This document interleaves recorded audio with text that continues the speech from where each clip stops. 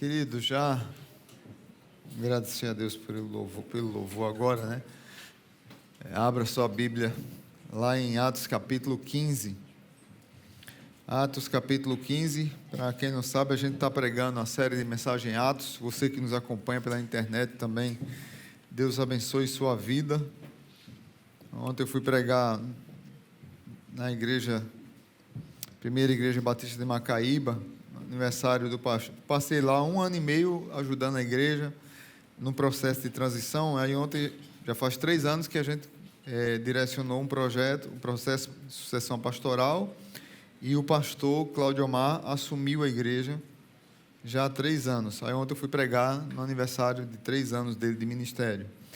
E aí um irmão falando que acompanha fielmente todos os nossos cultos na internet e tem acompanhado a série de Atos. E ele disse que está encantado com a série de Atos pela maneira como Deus tem falado. Fiquei muito feliz com isso. A gente tem ouvido testemunhos de muitas pessoas aqui na igreja e pessoas de fora também. Isso é bênção de Deus para a igreja e para nos motivar a continuar pregando o Evangelho com seriedade, né? Atos capítulo 15, a partir do verso 36. Atos 15, a partir do verso 36 até o 16:10. Fortalecendo a igreja.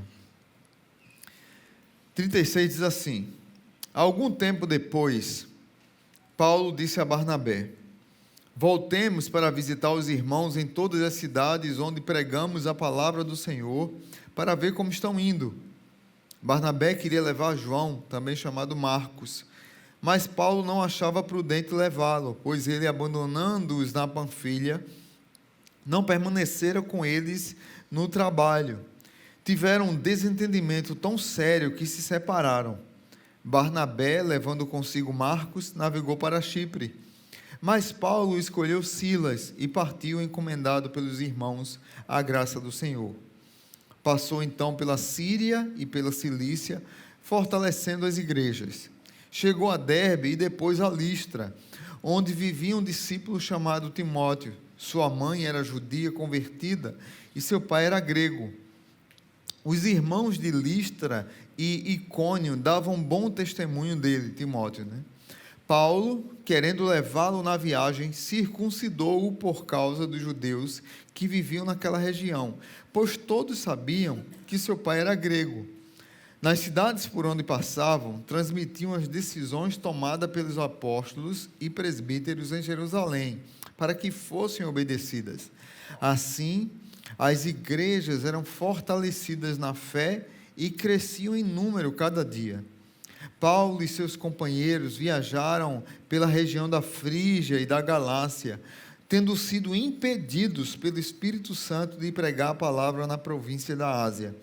Quando chegaram à fronteira da Mísia, tentaram entrar na Bitínia, mas o Espírito de Jesus os impediu. Então contornaram a Mísia e desceram a Troade. Durante a noite, Paulo teve uma visão, da qual um homem da Macedônia estava em pé e lhe suplicava: passe a Macedônia e ajude-nos. Depois que Paulo teve essa visão, preparamo-nos imediatamente para partir para a Macedônia, concluindo que Deus nos tinha chamado para lhes pregar o Evangelho. Oremos. Pai, mais uma vez te louvamos e pedimos que o Senhor fale à tua igreja. Obrigado pela maneira como Lucas escreveu essa narrativa e nos traz ela aqui para os nossos corações de maneira simples, suave, mas confrontadora para as nossas vidas. No nome de Jesus. Amém. Queridos, esse texto é mais um dos textos difíceis de Atos, mais um bom texto. Um texto, eu costumo dizer, de texto sagrado. A gente está pisando em terreno sagrado. Quando a gente para ver esse texto, muitas vezes a gente só presta atenção na separação de Paulo e Barnabé. Olha, houve uma briga tão grande que se separaram, a gente só foca nisso. ou a gente só foca na aparente contradição de caramba, acabou de ter o Concílio de Jerusalém, Atos capítulo 15, e foi definido que circuncisão não salva, mas só a fé em Jesus. Aí Paulo vai e circuncida Timóteo. Por que isso? Paulo está se contradizendo? Ou então a gente fica na visão de que o Espírito Santo impediu de irem para a Ásia. E a gente não consegue ver o todo, a preocupação de Lucas em narrar o avanço da igreja, o fortalecimento da igreja, o crescimento da igreja. Então hoje, eu queria falar sobre o fortalecimento da igreja, e que é possível esse fortalecimento por meio da supervisão do discipulado, por meio do despertamento de novos líderes, pela unidade bíblica e doutrinária e pela sensibilidade à voz do Espírito Santo. Vivemos dias difíceis na fé cristã, dias difíceis que pessoas relativizam a palavra, pessoas que dizem crer em Jesus, na prática revelam o contrário. As nossas igrejas estão cheias, mas de pessoas vazias de Deus. Falta-lhes profundidade bíblica, falta-lhes penetração do Evangelho em seus corações. Muitas pessoas que vão em busca apenas de uma emoção que arrepia o coração e que, o Espírito falou comigo porque hoje eu me arrepiei. Tem pessoas que vão assim em busca da igreja e não só dizem em busca de Deus, mas vão para a igreja com esse intuito. E isso tem acontecido aos montões, queridos. Aí eu faço algumas perguntas. O que está acontecendo? O que é que causa tanta não firmeza no Evangelho? Tantas pessoas que chegam na igreja e daqui a pouco desistem do Evangelho, desistem da igreja. Em muitos casos, a resposta está de que, de fato, talvez não houve uma conversão. Isso é uma resposta. Isso conforta meu coração. Particularmente eu, Marcelo, fico com o coração mais confortado. Porque parte da resposta de que muitas pessoas chegam na igreja e saem como se nada tivesse acontecido, foi só uma onda que passou, é porque, de fato, muitas pessoas não são convertidas. Mas, por outro lado, tem pessoas que realmente são salvas, mas elas precisam fortalecer a sua fé. Precisam se alimentar da palavra, precisam ter os fundamentos da palavra, precisam ter maturidade espiritual, crescer na graça e no conhecimento de Jesus, aprender do que é pregado, ser interessado no estudo bíblico, ser interessado no discipulado e crescer. Às vezes são crianças na fé e vão crescendo à medida que vão se aproximando de outras pessoas e vão se envolvendo mais com a igreja. Estamos diante de um texto de que Paulo decide revisitar as igrejas que foram plantadas para saber como é que elas estavam indo. Traduzindo para a nossa realidade, é como se nós tivéssemos a oportunidade de supervisionar nossas células, a igreja que nós plantamos, estar junto dos projetos que nós ajudamos para ver como é que eles estão indo. Então Lucas, ele traz aqui 4 lições sobre fortalecimento de igreja, 4 movimentos que eu chamo aqui, 4 movimentos intencionais para que a igreja possa crescer e possa avançar. Primeiro, Lucas nos ensina a fortalecer a igreja por meio da supervisão. Supervisão ou discipulado. Veja o verso 36. Algum tempo depois, Paulo disse a Barnabé: voltemos para visitar os irmãos em todas as cidades onde pregamos a palavra do Senhor, para ver como eles estão indo. O apóstolo Paulo, lá em 2 Coríntios, capítulo 11, verso 28, ele diz assim: além de outras coisas, ainda me pesa diariamente a preocupação com todas as igrejas. Paulo, ele tinha um sentimento de amor e ele manifestava esse sentimento de amor paternal, pastoral, no cuidado com a igreja. Paulo entendia que fazia parte da força espiritual e do crescimento espiritual da igreja, na luta contra o mundo, na luta contra o inferno, na luta contra o pecado. Paulo entendia que tinha que ter supervisão, que tinha que ter um pastoreio, que tinha que ter um cuidado, e ele era essa pessoa que entendia que era um apóstolo, plantou algumas igrejas, mas precisava visitar para saber como é que elas estavam indo, como é que elas viviam doutrinariamente, como é que estavam seus líderes, por isso que ele escreveu tantas cartas para a igreja, porque à medida que as coisas iam acontecendo, os problemas iam chegando para Paulo, quando não podia ir, escrevia uma carta. Ele amava a igreja de Jesus, e por amar a igreja de Jesus, ele amava a parte visível de Jesus na terra, que se chama igreja.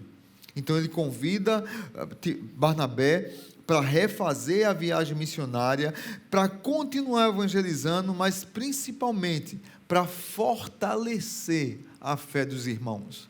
Meus queridos, nós precisamos fortalecer a nossa fé, através da convivência uns com os outros, através do ensino bíblico, através do compartilhamento de verdades espirituais, através do aconselhamento bíblico.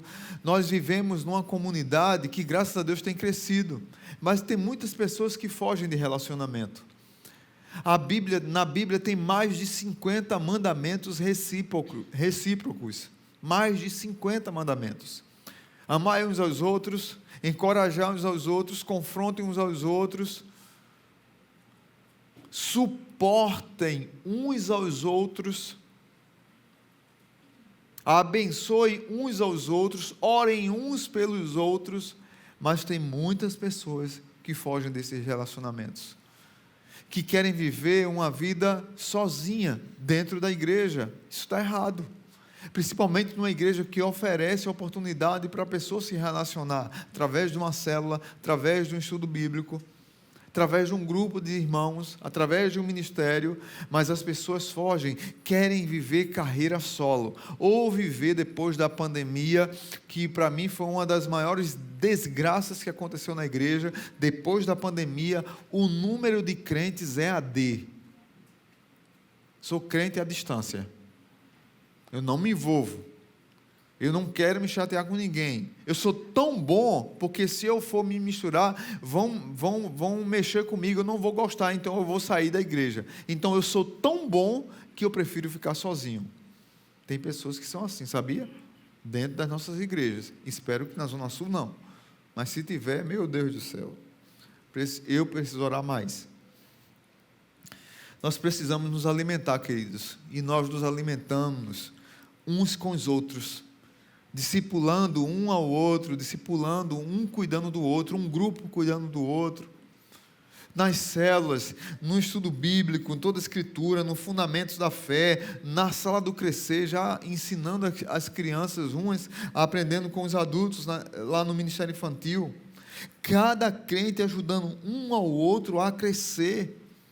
Paulo volta às igrejas porque ele está preocupado com isso. Ele queria prover o alimento espiritual para essas pessoas. Ele sentia uma profunda responsabilidade de cuidar e de acompanhar os irmãos.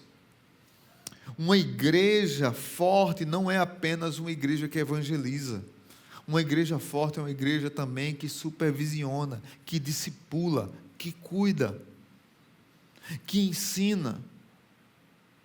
Eu costumo dizer que eu tenho muita dificuldade com essa visão de igreja trator, vai atropelando tudo, não, porque a gente tem que crescer, porque tem que crescer, e ninguém cuida de ninguém, ninguém discipula ninguém, ninguém sabe da vida de ninguém, e acha que está tudo bem, e sai uma pessoa, entra outra, vai virando uma máquina de atropelar tudo, e as pessoas estão sendo arrebentadas dentro das igrejas, sem intimidade com Deus, sem conhecer as escrituras, sem conhecer o nome umas das outras, sem discipular umas das outras, e vivendo sozinhas, mesmo perto de tanta gente.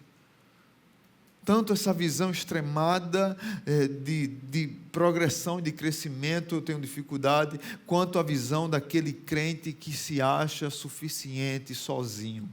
Eu não preciso da igreja, eu não preciso de célula, eu não preciso de um grupo pequeno, eu não preciso servir na igreja. Você não entendeu o que é igreja, meu irmão. Você não entendeu o que é igreja, minha irmã. Igreja, a gente caminha uma légua um com o outro, pisa num calo um no outro. Se eu fosse espanar aqui com quem me dá trabalho, se eu fosse espanar aqui o tempo todo com quem pisa no meu calo, eu acho que eu já tinha tido um infarto. Tem muita gente dentro das nossas igrejas, gente ruim, que só vive procurando defeito.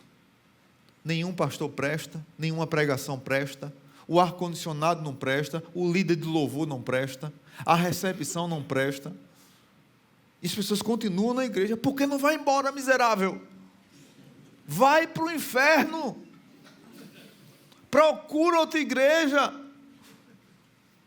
Mas para de perturbar o juízo da gente. Mas tem pessoas assim dentro das nossas igrejas. Aqui, em outra. Aí Deus acalma o nosso coração. Diz, pastor, acalma o coração. Deixa o Espírito Santo te controlar e perdoa. E perdoa mais uma vez, e perdoa mais uma vez, e caminha mais uma légua. Isso é igreja. Foi assim que Deus quis que a gente fosse. Então vamos cuidar uns dos outros, supervisionar uns aos outros, amar uns aos outros, suportar uns aos outros. Sei que não é fácil, irmãos, mas fomos chamados para isso. Seguindo, Lucas, ele nos aconselha a fortalecer a igreja por meio da formação de novos líderes. Primeiro, supervisão, depois formação de novos líderes. Veja comigo o verso 37. Verso 37 do 15. Barnabé queria levar João, também chamado Marcos. Mas Paulo não achava prudente levá-lo, pois ele, abandonando-os na Panfilha, não permanecera com eles no trabalho. Tiveram um desentendimento tão sério que se separaram. Barnabé, levando consigo Marcos, navegou para Chipre. Mas Paulo escolheu Silas e partiu encomendado pelos irmãos à graça do Senhor. Passou então pela Síria e pela Cilícia, fortalecendo as igrejas. Chegou a Derbe e depois a Listra, onde vivia um discípulo chamado Timóteo. Sua mãe era uma judia convertida e seu pai era grego. Os irmãos de Listra e Icônio davam bom testemunho dele. Paulo, querendo levá-lo na viagem, circuncidou por causa dos judeus que viviam naquela região, pois todos sabiam que seu pai era grego. Queridos irmãos, precisamos fortalecer a igreja por meio da formação de novos líderes. Igreja saudável forma novos líderes. Costumo dizer nesse texto aqui que crente não deveria brigar, mas briga. E quando briga, deixou de ter apenas um grupo missionário para ter agora 2 grupos missionários.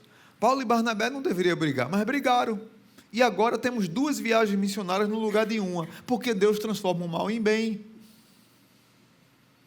Paulo, aquele homem que era impetuoso, que não queria João Marcos, porque provavelmente João Marcos, eu acredito que João Marcos, que é o mesmo escritor do Evangelho de Marcos, eu creio que na primeira viagem missionária, ele ficou com medo, porque era perigoso, porque a turma estava apedrejando os apóstolos, e ele, um jovem, disse, eu não vou. Barnabé, além de ser tio dele, Barnabé era provavelmente irmão da mãe de João Marcos, além de ser tio, Barnabé tinha aquele coração. Quem lembra do coração de Barnabé?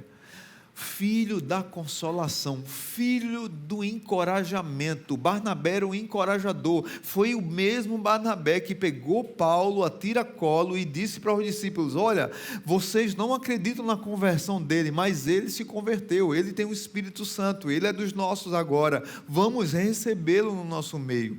E aí, o próprio Barnabé, que trouxe Paulo para a equipe, agora tem essa briga com Paulo, que eu particularmente acredito que não foi uma briga que foi levada para o lado pessoal e nem foi levada para a vida toda. Porque em outros textos depois você vê que houve reconciliação, e em outros textos mais importantes ainda, você vê que Paulo diz lá em 2 Timóteo: traga-me Marcos, porque ele me é muito útil. A carta de Colossenses, quem escreveu foi Paulo, ajudado por Marcos e mais Silas. Então Marcos, depois desse problema aqui, ele se juntou com Paulo e os dois continuaram pregando o evangelho e avançando. O que é que eu queria trazer aqui para nós? Que tanto Barnabé se preocupou em formar novos líderes. Barnabé já tinha formado Paulo, Paulo já brigou comigo, agora vai para o teu caminho que eu vou para o meu. E às vezes na igreja é assim, às vezes não dá certo, a gente não tem a mesma visão, a gente não tem a mesma direção.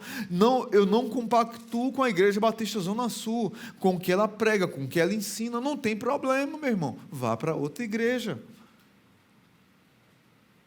Ah, não, eu estou em outra realidade, eu não concordo com isso aqui, eu não creio nisso aqui, eu acho que é a Zona Sul. Meu irmão, saia e venha, não fique perturbando lá não dê trabalho lá não. Você é bem-vindo, mas você também é bem-ido, bem-vindo e bem-ido. E não tem problema nenhum, depois a gente vai se encontrar aí, vai adorar a Deus, a gente tem o mesmo espírito, no céu não vai ter placa de igreja não. Nós somos Barnabés, nós somos Paulos, mas o que eu acho interessante aqui é que esses dois homens de Deus formaram novos líderes. Barnabé formou João Marcos e Paulo formou Silas. Lembra? Domingo passado, Silas veio para confirmar o que tinha sido decidido lá em Jerusalém pelos apóstolos e pelos presbíteros, e Silas veio e resolveu ficar em Antioquia, e em Antioquia ele foi treinado por Paulo, cresceu, ele já era um líder lá em Jerusalém, mas cresceu mais ainda com Paulo, e agora, além de Silas, Paulo encontra um jovem chamado Timóteo, que você vai ver em outros textos, e até nas cartas pastorais que Paulo escreve a Timóteo, Paulo o chama de meu filho, porque quando Paulo pregou nas terras que Timóteo e a mãe de Timóteo e a avó de Timóteo moravam, Paulo provavelmente foi aquele que pregou o evangelho e que discipulou Timóteo. Quando ele volta, Timóteo já é um homem formado, um homem de Deus, e tinha testemunho dos da igreja, das pessoas da comunidade. Essas pessoas diziam que Timóteo era um homem de Deus. E aí Paulo pega esse jovem para si, e não para si, mas para a obra de Deus, para pregar o evangelho. Mas aí entra um problema. Que problema, pastor? Porque Paulo resolveu circuncidar Timóteo. Talvez você esteja se perguntando, se a igreja acabou de decidir que para ser salvo não precisa de circuncisão, para ser salvo só precisa crer em Jesus, e não mudou, parece contraditório esse texto, mas não é. Lembra do que a gente falou semana passada, que o que foi decidido lá em Jerusalém tinha que também ter a preocupação com a mente dos judeus, com a cultura dos judeus, com o que eles criam. Para os gentios não tinha problema de circuncisão, de sim ou não, mas para o judeu culturalmente isso era importante. E qual é o problema? A grande questão aqui é que Timóteo era filho de mãe judia, e talvez, culturalmente, ele já deveria ter sido circuncidado desde criança, mas ele não foi circuncidado. E Paulo, com a mente estratégica missionária, ele sabia que na segunda viagem missionária ele ia para algumas sinagogas, iria se encontrar com alguns judeus, para não ter barreiras culturais. Ele disse: eu vou circuncidar Timóteo. Ele circuncidou por estratégia missionária. Esse mesmo Paulo vai dizer lá em Coríntios que com os judeus me fiz judeus, com os fracos me fiz fraco, para alcançar todos. Este mesmo Paulo, lá em Gálatas capítulo 2, quando os falsos mestres chegam assim, diz assim: você tem que circuncidar Tito, porque senão Tito não é salvo. Aí Paulo diz: no que concerne a salvação, eu não faço circuncisão. Porque os gálatas queriam circuncidar Tito de todo jeito. Paulo disse: ele não vai ser circuncidado. Mas com Timóteo foi diferente. Paulo nem tinha se encontrado ainda com os judeus, mas para ganhar o coração dos judeus, para amansar o coração, para Deus ir na frente acalmando e abrindo aqueles corações, ele estrategicamente circuncidou Timóteo. Deu para entender, gente? É um texto meio complicado, mas tranquilo, posso passar? Amém mesmo ou não? É importante destacar que Timóteo já era um crente em Jesus. E sua circuncisão era única, exclusivamente devido ao fato de ter mãe judia e evitar problemas na sinagoga que viesse passar e onde pudesse pregar o evangelho. Agora a equipe aumenta. A equipe de novos líderes, de novos mestres. Paulo tem Silas e tem Timóteo, 2 novos obreiros. A obra avançando, a obra crescendo, e aí trazendo para a nossa realidade. Deus tem abençoado nossa igreja. Nossa igreja tem crescido. A gente abriu o curso agora de novo para novos membros.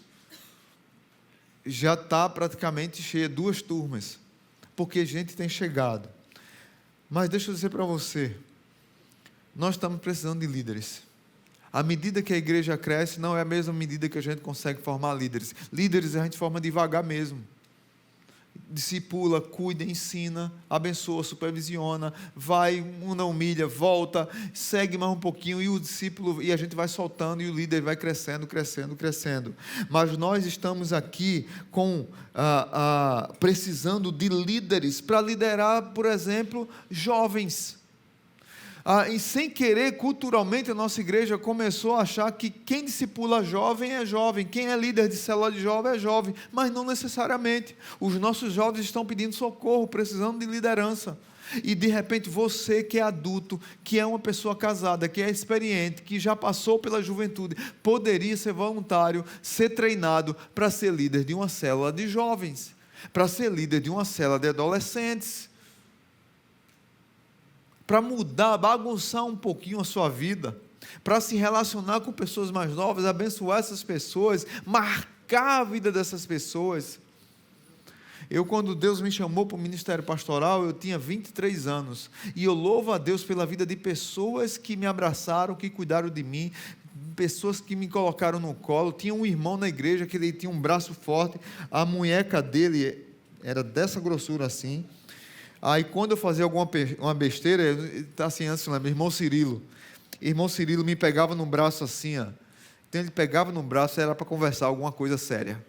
Aí ele pegava no braço assim e me levava no canto: vamos aqui. O cabo não tinha nem como sair. Ele era lutador de MMA, das antigas, quando nem tinha o nome MMA, ele era lutador mesmo. Aí ele pegava no braço e: vem aqui, vamos conversar aqui, meu amigo. Mas me aconselhava, cuidava da minha vida, me ensinava, tantos outros que Deus colocou na minha vida. Eu novo, crescendo, ouvindo do Evangelho. Talvez você que é jovem aqui, que Deus está te chamando para o ministério, para ser um missionário, para ser um líder na igreja, começa do pequeno mesmo, começa liderando. Eu costumo dizer que a pessoa quer ser pastor, vai primeiro liderar uma célula, vai liderar um ministério, vai fazer um curso de casados para sempre. Começa do pequeno e Deus vai abençoando, vai treinando você, vai usando você, assim como Deus usou Paulo, usou Silas, usou Barnabé, e Paulo, depois que plantou as igrejas, deixou esses homens pastoreando essas igrejas.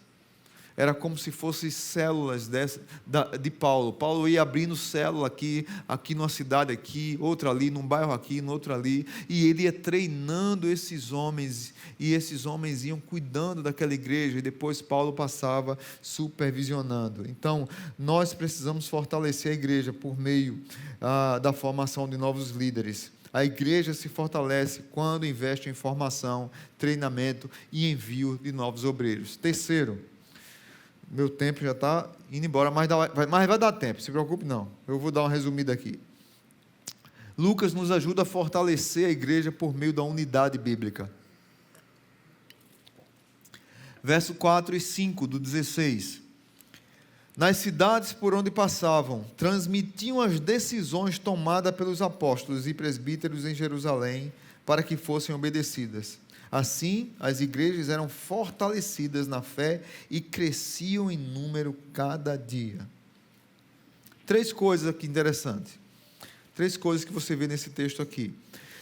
Lembra que os irmãos vieram de Jerusalém com as cartas, com a decisão dos apóstolos e presbíteros do que as igrejas deveriam obedecer e fazer. Isso a gente aprendeu domingo passado. Agora, o que é que Paulo está fazendo? Ele passa nas igrejas para transmitir as decisões tomadas pelos apóstolos e presbíteros de Jerusalém. E essas orientações bíblicas, e aí eu volto a dizer, aquelas pessoas, elas não tinham a Bíblia completa que nós temos hoje, de Gênesis e Apocalipse, não tinha livros maravilhosos como nós temos hoje, eles só tinham o Antigo Testamento e algumas cartas que circulavam naquele ambiente, só isso. Mas ia de boca a boca, ensinando, pregando, transmitindo o que os apóstolos e presbíteros decidiam, e a igreja obedecia o que vinha de Jerusalém. E aí, nessa obediência, Deus abençoava a igreja, e a igreja crescia, se fortalecia doutrinariamente, crescia em número, e a Bíblia ia sendo uma regra de fé e prática naquela comunidade.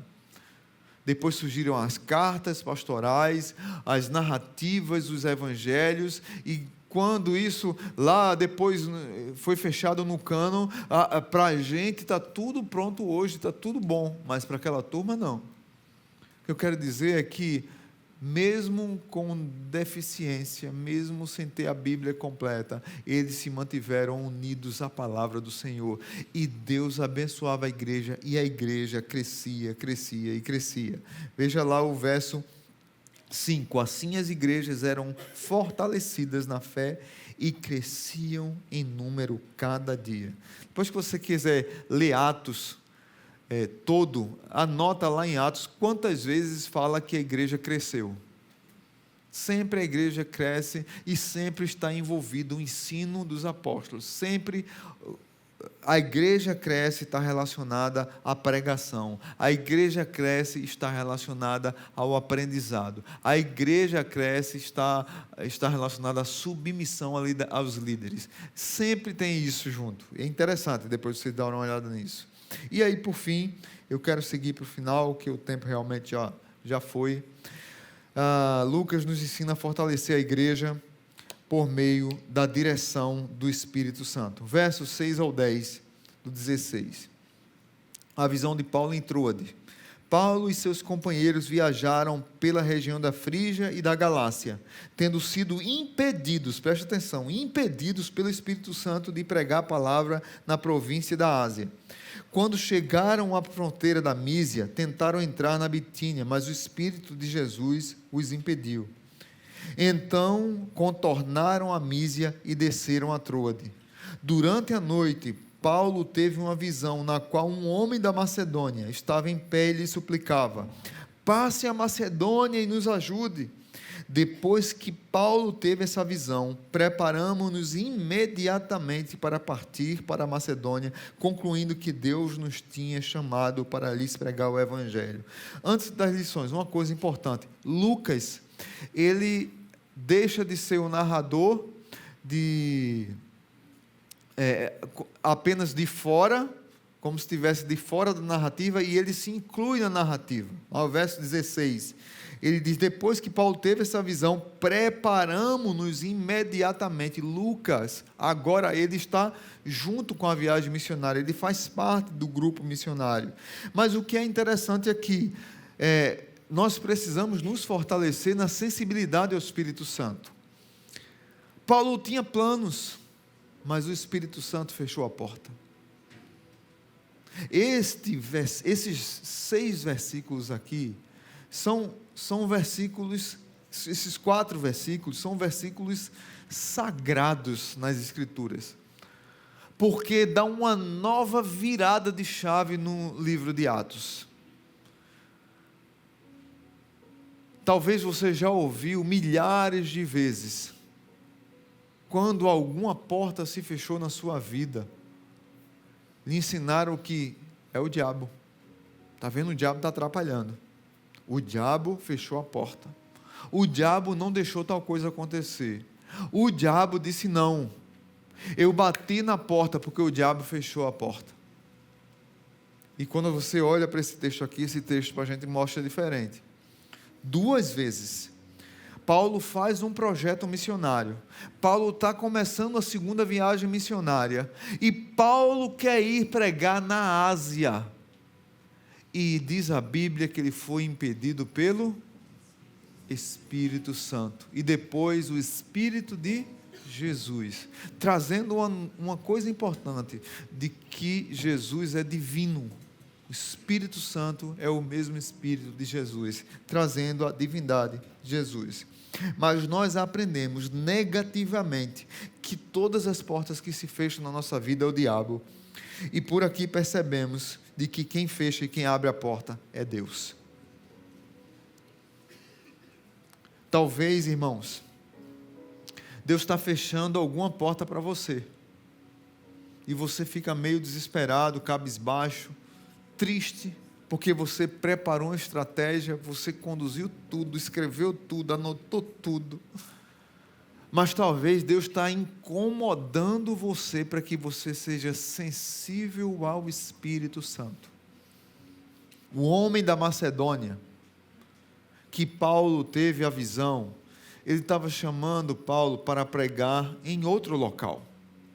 Deus estava dizendo para Paulo: eu não quero você na Ásia, eu quero você na Europa. Não é na África, não é na América, não é na Ásia. Eu quero você na Europa. Na África, porque eu já disse para vocês, antes da palavra de Deus chegar na Europa, chegou na Etiópia. Lembra disso? Tranquilo isso aí? Antes do Evangelho chegar na Europa, ele já tinha chegado na Etiópia, já tinha chegado na África. Mas agora, Deus quer que o Evangelho chegue na Europa. Na Macedônia, Paulo precisava fazer uma viagem, atravessar o mar, ir para a Macedônia, pregar o Evangelho na Europa. O Evangelho da Europa expandiu para as Américas, para a Oceania. Mas por conta desse texto aqui, porque Paulo foi sensível à voz do Espírito. Ele foi uma vez, Paulo era insistente, foi de novo, não, o Espírito não o conduziu, não deixou, disse: não vá, o caminho que eu quero que vocês possam ir é o caminho da Europa. Uma igreja forte não anda apenas de visão humana, mas na dependência do Espírito.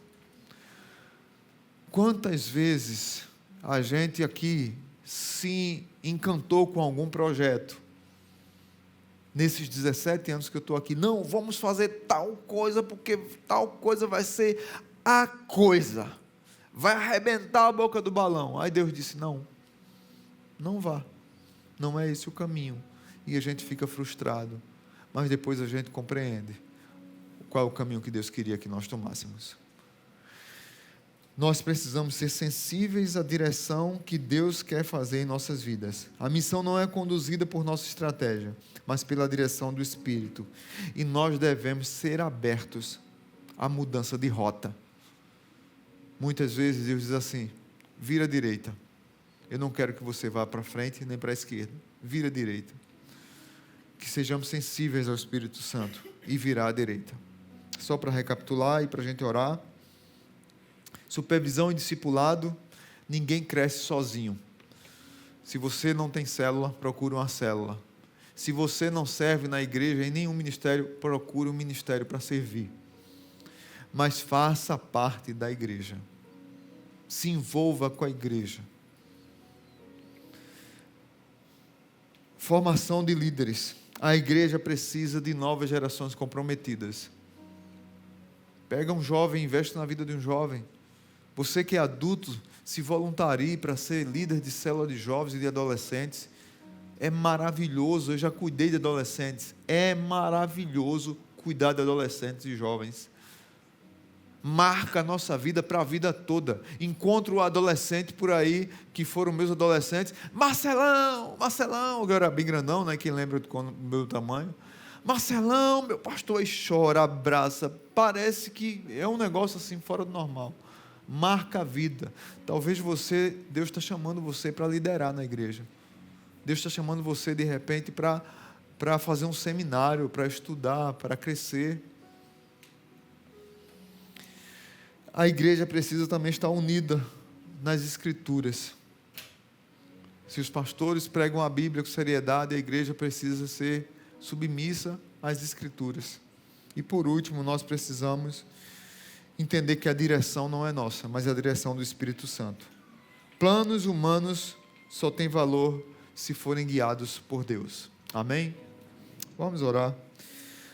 Pai, nós te louvamos e bendizemos o teu nome e agradecemos por tua palavra. Abençoa a vida de cada um aqui.